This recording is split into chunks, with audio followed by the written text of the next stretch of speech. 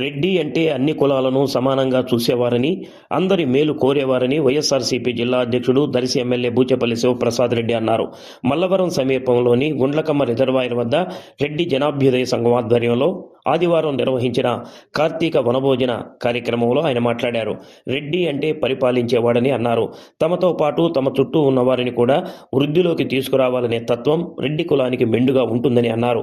తన తండ్రి బూచేపల్లి సుబ్బారెడ్డి, తల్లి బూచేపల్లి వెంకాయమ్మల పేరు మీద ట్రస్ట్ ఏర్పాటు చేసి పలు సేవా కార్యక్రమాలను నిర్వహిస్తున్నామని, అందులో భాగంగా రెడ్డి జనాభ్యుదయ సంఘం ఆధ్వర్యంలో ఒంగోలులో నిర్వహిస్తున్న రెడ్డి హాస్టల్కు తగు సౌకర్యాలను ఏర్పాటు చేయగలిగామని ఆయన తెలిపారు.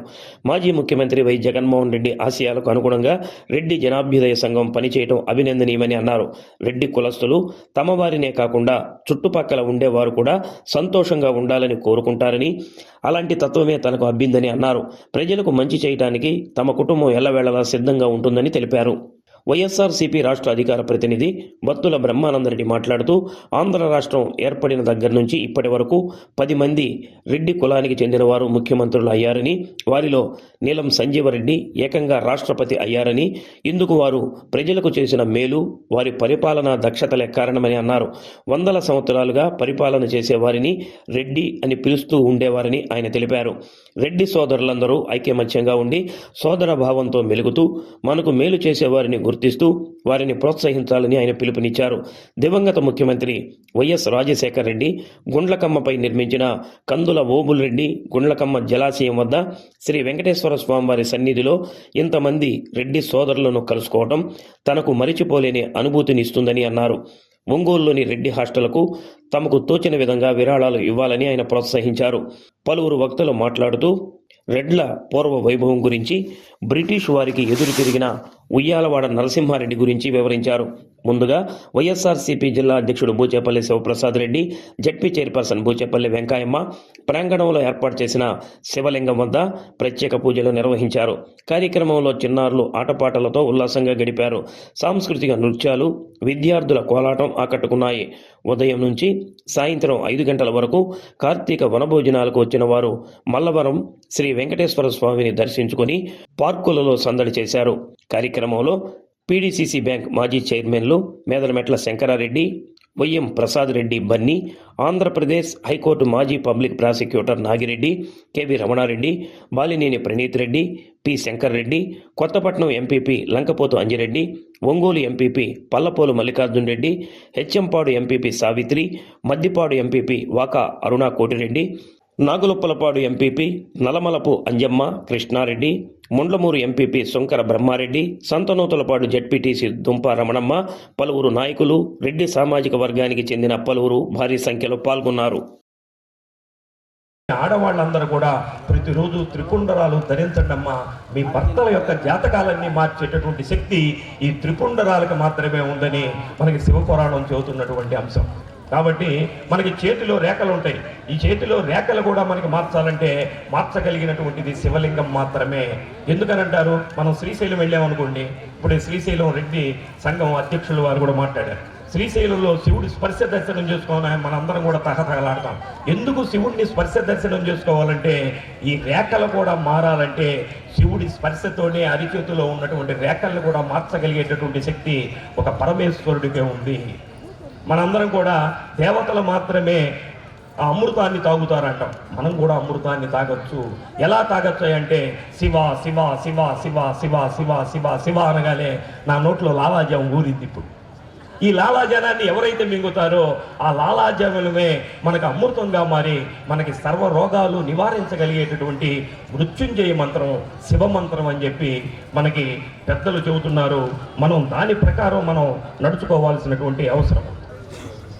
ఈరోజు 30 వసంతాలు పూర్తి చేసుకొని 31వ వసంతంలోకి విజయవంతంగా పయనిస్తూ ముందుకెళ్తున్నటువంటి ఈ యొక్క సంఘం మీ అందరి యొక్క సహాయ సహకారాలతోటి ముందుకెళ్తుంది చెప్పడానికి నేను ఎంతో గర్విస్తున్నాను.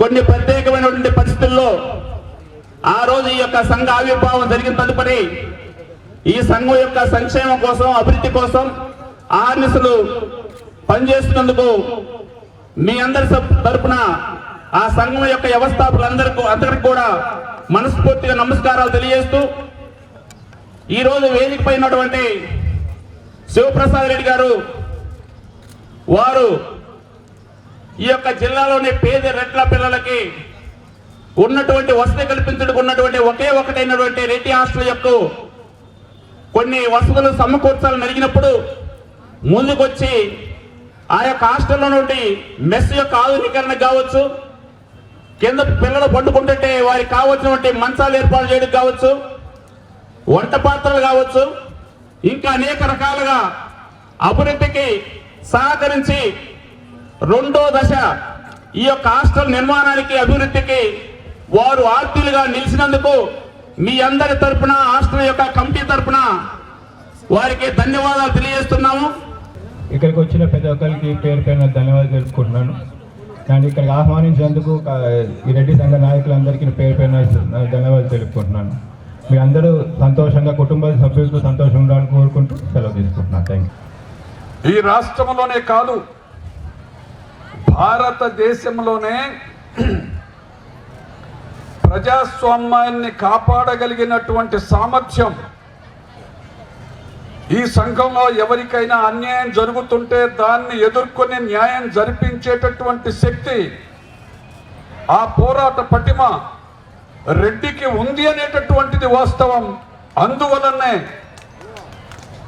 భారతదేశంలో ఇన్ని రాష్ట్రాలు ఉన్నాయి, ఇన్ని పార్టీలు ఉన్నాయి, ఇంతమంది నాయకులు ఉన్నారు, ఎన్నో మతాలు, ఎన్నో కులాలు, విభిన్నమైనటువంటి ఆలోచనలు కలిగినటువంటి నాయకులంతా కూడా ఆఖరకు కమ్యూనిస్టు నాయకులు, తీవ్రవాదులైనటువంటి వారంతా కూడా నీలం సంజీవ్ రెడ్డి గారిని యునానిమస్ గా రాష్ట్రపతి ఎన్నిక చేయడం అంటే ఆలోచన చేయండి. రెడ్డి యొక్క గొప్పతనం ఎలాంటిదో, మనకున్నటువంటి బాధ్యత ఎలాంటిదో. రెడ్డిగా పాలించినట్టు పాలన చేస్తే సర్వజనుల యొక్క క్షేమాన్ని కోరి ఈ సంఘంలో ఉన్నటువంటి అన్ని కులాల, అన్ని మతాల, అన్ని వృత్తులకు సంబంధించినటువంటి ప్రజలు అందరి యొక్క క్షేమాన్ని కోరగలిగేటటువంటి వాడు రెడ్డి మాత్రమే అనేటటువంటి వాస్తవాన్ని గమనించినటువంటి తర్వాత మాత్రమే దేశానికి రాష్ట్రపతి అయ్యేటటువంటి అర్హత పొందామనేటటువంటి నిజం తెలుసుకోవాలి. ఈరోజు నిజంగా చాలా సంతోషమైన రోజు. ఎన్నో సంవత్సరాల నుంచి 30 సంవత్సరాలు ముగించుకొని 37వ సంవత్సరం రెడ్డి జనాభా సంఘం తరపున ఈ మల్లవరంలో ఇంత చక్కటి ప్రోగ్రాము, సుమారుగా 10,000 మందికి ఆతిథ్యమిచ్చి మా రెడ్డి సోదరిమణులతో కలిసి భోజనం చేసే అవకాశం కల్పించిన ఈ కమిటీ సభ్యులందరికీ మరీ నమస్కారాలు. ఈ కార్తీక మాసంలో ముఖ్యంగా నా కచేరీలందరూ, మహిళామణులందరూ కూడా భక్తి శ్రద్ధలతో నెల రోజు పూజలు చేసుకొని ఆ శివుడు కానీ వెంకటేశ్వర స్వామి దీవెనల కోసం ప్రేయర్ చేసిన ప్రతి ఒక్కరికి కూడా, పూజించుకునే ప్రతి ఒక్కరికి కూడా ఆ శివుడి ఆశీస్సులు ఎప్పుడూ ఉండాలని చెప్పేసి మనస్ఫూర్తిగా కోరుకుంటున్నాము. ముఖ్యంగా రెడ్డి అంటే ఒక బ్రాండ్.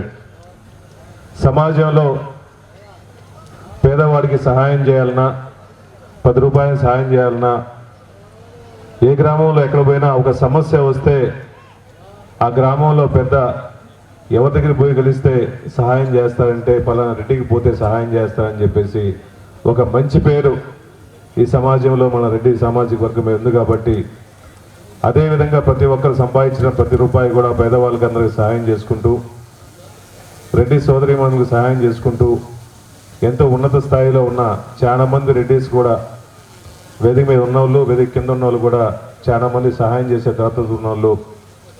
రీసెంట్గా రెడ్డి హాస్టల్కి పోయినప్పుడు ఆ రెడ్డి హాస్టల్లో 14 మంది పిల్లలు ఉన్నారు.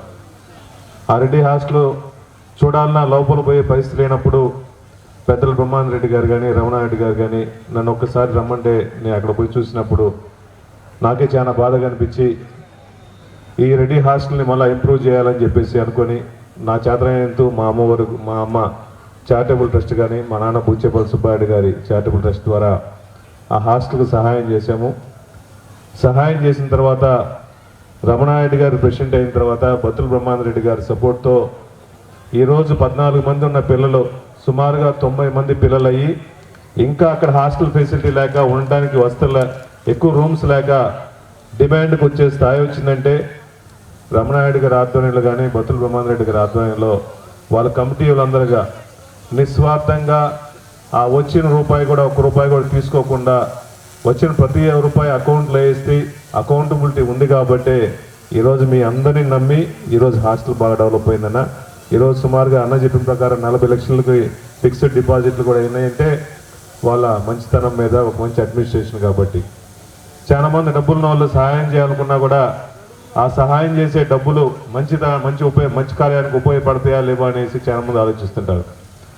ఈ మంచి కమిటీ ఉండటం వల్ల నాకు ఆదిరెడ్డి అన్న కూడా చెప్పిన ప్రకారం ఒక మంచి కమిటీ ఉండటం వల్ల అందరూ సహాయం చేయడానికి ముందొచ్చారు కాబట్టి నిజంగా మన రెడ్డి హాస్టల్ని డెవలప్ చేద్దాము. అక్కడ చదువుకునే పిల్లవాళ్ళు కూడా చాలా మంది కూడా పేదవాళ్ళు ఉన్నారు, చాలా మంది వసతి కలిగిస్తున్నాం కాబట్టి పేదవాళ్ళకి సహాయం చేసే విద్యా వ్యవస్థ కాబట్టి ప్రతి ఒక్కరూ ఆ విద్యా హాస్టల్కి కూడా డొనేట్ చేయాలని చెప్పి మనస్ఫూర్తిగా కోరుకుంటున్నాము. అదేవిధంగా రెడ్డీస్లో ఉన్నప్పటికీ నేను ఈ రెడ్డి కమ్యూనిటీలో పుట్టడం నిజంగా నా అదృష్టంగా భావించి మా నాన్నగారు బూచేపల్లి సుబ్బారెడ్డి గారు కానీ వెంకయ్యమ్మ గారు కానీ ఈ రెడ్డి అభ్యున్నత కోసం అటు కొండవీడు ఫోర్ట్కి కానీ శ్రీశైలంలో రెడ్డి ఉన్న చౌల్ట్రీకి కానీ రకరకాలుగా ఎక్కడ నస్రాపేటలో కానీ చాలా ప్రాంతాల్లో కూడా మా చారిటబుల్ ట్రస్ట్ ద్వారా ఎంతోమంది సహాయం చేస్తాము. రెడ్డి కమ్యూనిటీతో పాటు మా సొసైటీల ద్వారా మిగిలిన చాలా కమ్యూనిటీలు కూడా సహాయం చేస్తున్నాము. నేను ఆ కమ్యూనిటీని ప్రేమించి మిగిలిన కమ్యూనిటీలు కూడా గౌరవిస్తామని చెప్పి మనస్ఫూర్తిగా తెలియజేసుకుంటూ